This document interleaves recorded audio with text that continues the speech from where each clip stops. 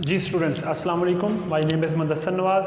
आज मैं आप लोगों के साथ डिस्कस कर रहा हूँ चैप्टर 8 किंगडम फंजाई में से ecological importance of fungi. Fungi के हम क्या डिस्कस करेंगे? Ecological importance.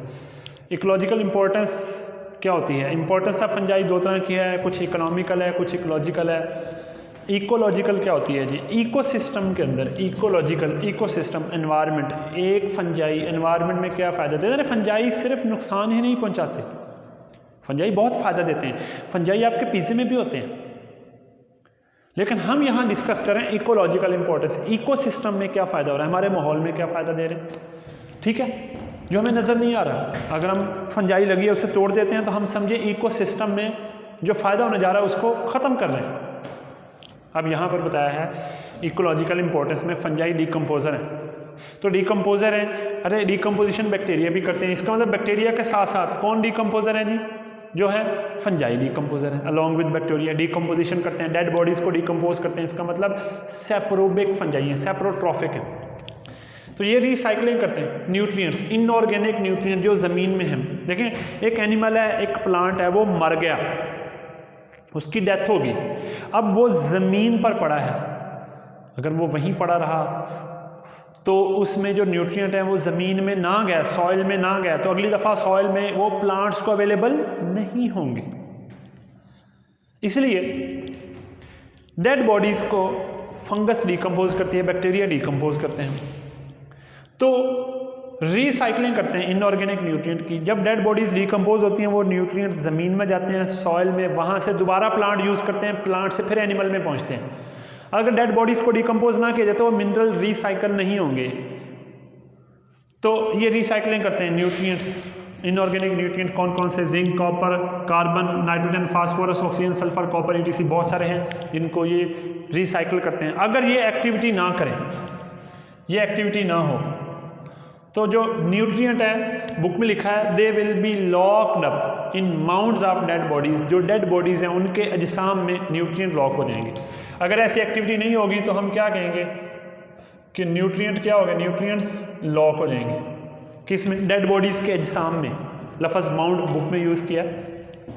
इस तरह माइकोराइजल एसोसिएशन बनाते हैं। ये क्या है? प्लांट्स और फंजाई के दरमियान एक बेनिफिशियल रिलेशन है। इससे एनवायरनमेंट को क्या फ़ायदा हो रहा है? Improve plant growth. जब प्लांट ग्रोथ इंप्रूव होगी, प्लांट ज़्यादा ग्रो करेंगे, तो पाकिस्तान के अंदर जो प्रॉब्लम है एनवायरमेंटल पोल्यूशन के रिलेटेड, पूरी दुनिया में ये एक प्रॉब्लम है प्लांट्स कट करने की वजह से। तो अगर हम प्लांट्स के साथ फंगस की ग्रोथ को रहने देते हैं, हम प्लांट्स लगाते हैं और फंजाई वहाँ ग्रो करते हैं, तो प्लांट की ग्रोथ इंप्रूव होगी, प्लांट जल्दी बड़ा हो जाएगा, प्लांट को न्यूट्रिएंट मिलेंगे, तो वो कार्बन डाई को अब्जॉर्ब करेगा, एनवायरनमेंट साफ कर देगा। इसका मतलब माइकोराइजल एसोसिएशन बनाकर ये एनवायरनमेंट को क्या फ़ायदा देते हैं? Improve plant growth. इससे क्या फ़ायदा होता है? तो इससे ये ऑक्सीजन सोर्स का काम करते हैं, ऑक्सीजन के सोर्स का काम करते हैं। तो ये लाइकन्स बनाते हैं। लाइकन्स जो हैं वो क्या करते हैं? फंजाई और या बैक्टीरिया या एल्गी, ग्रीन एल्गी, इनके दरमियान बेनिफिशियल रिलेशन होता है, तो उसे लाइकन कहते हैं। लाइकन सक्सेशन करवाते हैं। सक्सेशन क्या है? एक पत्थर है, सरफेस है सख्त, उस पर लाइकन ग्रो करेंगे, वहाँ पर क्या करेंगे? ग्रो करके ब्रेक करेंगे, किसको? रॉक्स को। जब रॉक्स को ब्रेक करेंगे, सॉफ्ट कर देंगे, वहाँ पर पत्थर की सरफेस को ब्रेक करेंगे, डिकम्पोज करेंगे। कौन? लाइकन्स। तो लाइकन अकेले नहीं है, साथ फंजाई यहाँ वहाँ ये काम कर रहे हैं। तो जब पत्थर की सरफेस नरम हो जाएगी तो वहाँ पर प्लांट ग्रो कर सकते हैं, घास ग्रो कर सकती है। तो पत्थर, जो पथरीली सरफेस है वो नरम होगी। इस प्रोसेस को सक्सेशन कहते हैं। सक्सेशन एक चेंज होता है एनवायरनमेंट के अंदर जो आता है कि एक जहाँ पर कुछ भी नहीं था वहाँ पर लाइकन ग्रो करेंगे, वहाँ पर फिर प्लांट आएंगे, ग्रासेस आएंगे, फिर प्लांट आएंगे। तो इस तरह से ये सक्सेशन है। अब ये सक्सेशन, हवा में पोल्यूशन हो ना, उस पोल्यूशन को देखकर ये अपना कलर चेंज करते हैं। जब ये कलर चेंज करते हैं तो इन्हें कहा जाता है they are bio indicator. Bio का मतलब लिविंग ऑर्गेनिज्म, इंडिकेटर का मतलब इंडिकेट करते हैं किस चीज़ को? Bio indicator of air pollution. हवा में पोल्यूशन हो, पोल्यूटेंट्स हो, उस पोल्यूटेंट्स को देखकर ये अपना कलर चेंज कर लेते हैं, जिससे पता चल जाता है कि एनवायरनमेंट में पोल्यूशन है। बायो रेमिडिएशन के तौर पे काम करते हैं। Bio living organism, remediation remove करना, इलाज करना। बायो रेमिडिएशन में ये क्या करते हैं, ये रिमूव करते हैं, किल करते हैं, डिग्रेड करते हैं, किसको, टॉक्सिक सब्सटेंसेस। कौन, फंजाई। तो रिमूवल और degradation of toxic substances from the environment by use of some living organism is called as bio remediation. तो ये बायो रेमिडिएशन का काम करते हैं लाइकन्स। तो ये डिग्रेड कर देते हैं, एक पॉन्ड है उसमें हैवी मेटल्स हैं, वहाँ से ख़त्म करना हो तो हम इसको इस्तेमाल कर सकते हैं। इसी तरह मैंने और बताया ये ऑक्सीजन सोर्स का काम करते हैं, एनवायरनमेंट को क्लीन करते हैं। ये थी इकोलॉजिकल इम्पोर्टेंस। इसके बाद नेक्स्ट है हमारे पास इकोनॉमिक इम्पोर्टेंस।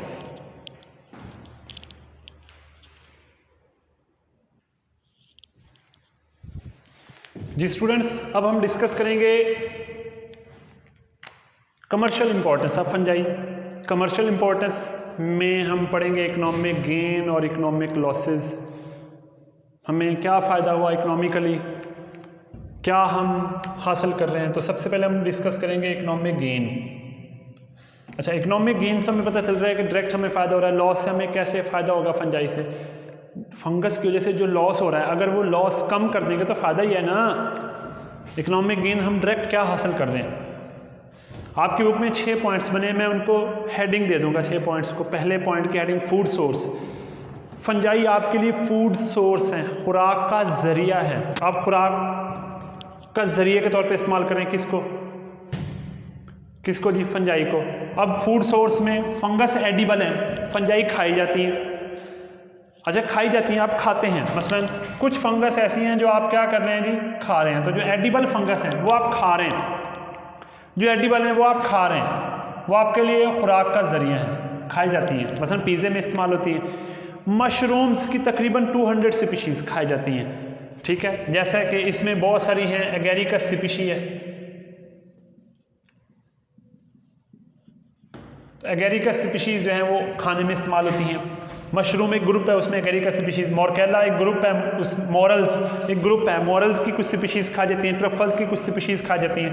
मॉरल्स एक ग्रुप है, मॉरल्स में जो खाई जाने वाली उसका नाम है मॉर्केला एस्कुलेंटा, साइंटिफिक नेम है। साइंटिफिक नेम आपको पता है, अंडरलाइन करते हैं सर, मॉर्केला एस्कुलेंटा, ये स्पीशी खाई जाती है। ट्रफल्स खाई जाती हैं। ये ट्रफल्स आलू जैसी ही होती हैं, ज़मीन में पाई जाती हैं, तो इनमें ट्यूबर स्पीशीज़ ये खाई जाती हैं। जो ट्यूबर स्पीशीज़ हैं ट्रफल, ये अंडरग्राउंड होती है, ये ज़मीन में पाई जाती हैं। बुक में लिखा है these are underground, underground fruiting bodies होती हैं। तो इनको किसकी मदद से तलाश करते हैं लोग, जो है ना, ट्रेन डॉग्स और पिग्स की मदद से इसको फाइंड करते हैं। डॉग्स को स्मेल दे देते हैं, तो डॉग्स तलाश करते हैं जी, ज़मीन के अंदर खोद के निकाल लेते हैं कहाँ पर, ट्यूबर स्पीशीज़ आलू जैसी होती हैं, ठीक है जी। तो ये गोल सी स्पीशीज़ होती हैं, ऐसे आलू जैसी होती हैं, बाहर से थोड़ी सी काली होती हैं लेकिन अंदर से ये ब्राउन टाइप की होती हैं, वाइट भी होती हैं। एक रिंडीड मॉस है, ये खाई जाने वाली स्पीशीज़ है। Reindeer moss, it is not a plant, moss है, इट इज़ अ लाइकन। तो ये एक लाइकन है, तो ये मॉस नहीं है एक्चुअल में, तो ये क्या है, लाइकन है। अब ये लाइकन खाया जाता है, रिंडीड एनिमल है वो इसको खाता है, तो it is the food for reindeer animals. ये एनिमल्स कहाँ पाए जाते हैं, आर्कटिक, सब आर्कटिक और बोरियल रीजन में, बर्फानी इलाकों में पाए जाते हैं। तो रिंडीड मॉस जो है ये एक मॉस प्लांट नहीं है, ये एक एक्चुअल में लाइकन है। ये पत्थर के ऊपर चिपट कर ग्रो करता है और इसको रिंडीड एनिमल्स खाता है। अगर आप फंगस खाने जा रहे हैं तो आपको ये भी पता नहीं, ये कुछ जहरीली होती हैं। Be aware of poisonous mushrooms. जो पॉइजनस मशरूम है उनको टोडस्टूल्स कहा जाता है, ठीक है जी। तो पॉइजनस मशरूम है, जिसमें एक एग्जांपल है एमनीटा। एमनीटा साइंटिफिक नेम, साइंटिफिक जेनर है। इसका दूसरा नाम भी है, इसे डेथ कैप भी कहते हैं, इसे डेथ कैप भी कहते हैं, डेथ एंजल भी कहते हैं, इसे डेथ कैप और डेथ एंजल भी कहते हैं।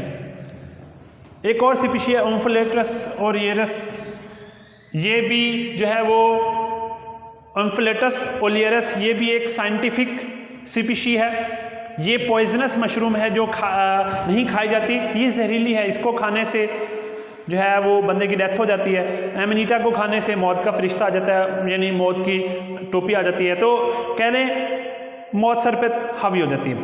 तो एम्फिलेटस ओलियरस, इसका कॉमन नेम भी लिखा हुआ है, इसका कॉमन नेम है जैकोलेटर्न।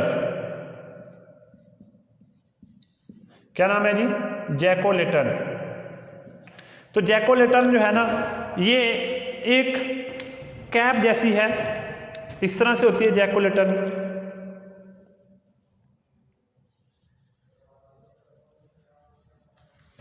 तो इसके जो गिल्स हैं, गिल्स, ये जो गिल्स हैं इसके गिल्स ग्लो करते हैं रात को। तो जो जैकोलेटर्न है ना, जैकोलेटर्न स्पीशी, इसके जो गिल्स हैं, ये गिल्स क्या करते हैं जी? ग्लो करते हैं। कब ग्लो करते हैं? ग्लो इन डार्क, अंधेरा होना तो वहाँ पर इसके गिल्स ग्लो करते हैं। एम्फिलेटस ओलियरस साइंटिफिक नेम है, साइंटिफिक नेम पूरा लिखना है। इसको दूसरे लफ्ज़ों में जैकोलेटर्न कहते हैं। इसके गिल्स रात को ग्लो करते हैं। पहला पॉइंट फूड इंडस्ट्री था, दूसरा पॉइंट, पहला पॉइंट फूड सोर्स था, दूसरा फूड इंडस्ट्री है, यानी फूड की इंडस्ट्री में भी फंगस हमें फ़ायदा देती है। मसलन यीस्ट है, यीस्ट के एक एग्जांपल है स्कैरोमाइसिस सर्विसाई, साइंटिफिक नेम है तो इसको अंडरलाइन करेंगे, स्कैरोमाइसिस सर्विसाई। यीस्ट ये कहाँ इस्तेमाल होती हैं आपको पता ही है, ये फर्मेंटेशन में इस्तेमाल होते हैं। फर्मेंटेशन में आपको पता है यीस्ट बहुत ज़्यादा इस्तेमाल होते हैं, वहाँ पर ब्रेड बनाने में, लिक्वर बनाने में इस्तेमाल होते हैं। जो पेनिसिलियम है, पेनिसिलियम ये भी साइंटिफिक जेनस है। तो पेनिसिलियम कहाँ इस्तेमाल होता है जी? ये अरोमा, फ्लेवर, अरोमा खुशबू को कहते हैं, ठीक है, फ्लेवर जायका, और कलर देने में किसको? चीज़, जो हम चीज़ बनाते हैं पनीर, उसको ये कलर देते हैं, उसको कलर रंग देने में, फ्लेवर जायका, अरोमा खुशबू, ठीक है, आपने केमिस्ट्री में पढ़ा होगा अरोमेटिक कंपाउंड जिसकी खुशबू होती है, तो पेनिसिलियम इस्तेमाल होता है। एस्परजिलस कहाँ इस्तेमाल होता है? एस्परजिलस सोया सॉस और सोया पेस्ट बनाने में इस्तेमाल होता है। तो कुछ एस्परजिलस की स्पीशीज से सिट्रिक एसिड भी हासिल किया जाता है। क्या हासिल करते हैं जी? Citric acid.